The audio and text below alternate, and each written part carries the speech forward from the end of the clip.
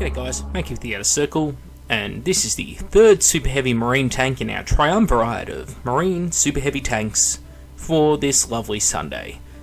Welcome to another episode of Is It Shit? And this is the Cerberus Heavy Tank Destroyer. And this is one that I think looks fucking awesome, but rules-wise is really in the mediocre category. Of course, I'll explain why.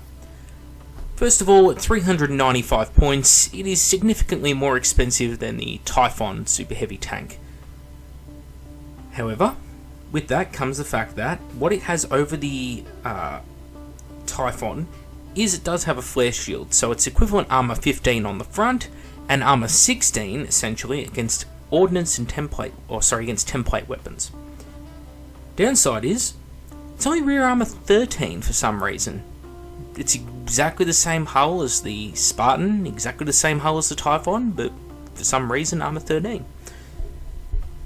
Now, the only special rule that it has over the Typhon is Reactor Blast. And what that means is if you suffer an apocalyptic explosion, it's just really bad for everyone involved. It's a bigger, nastier explosion. Since it doesn't actually have anyone inside, well, that's a little bit more helpful. But basically, don't let this blow up in the middle of your army, because it's going to be bad for your army. It has all the same upgrade options as the Typhon. However, even more so than the Typhon, I would lean towards las cannons and a multi-melter as my upgrades. Las cannons on the sponsons, and of course a multi-melter on the pintle. Simply because this is a dedicated tank destroyer, and if it's not shooting at tanks, you're doing it wrong. Now, of course, the distinguishing feature of the tank is the neutron laser battery. Now, this is one of the most frustratingly awesome sounding, pathetic in use weapons there is. And again, I'll explain why. It's a 72 inch range, strength 10 AP1 ordnance weapon. Pretty good. It only gets D3 shots and has concussive feedback special rule. The concussive feedback special rule is basically for each shot that doesn't penetrate, you roll a D6, and on a roll of a 1, you actually take a penetrating hit, and with a -1 modifier on the damage chart. So that's something. Now still, why don't I like that? Well, when you look out there are actually other neutron armed super heavy tanks, and in fact, a heavy tank.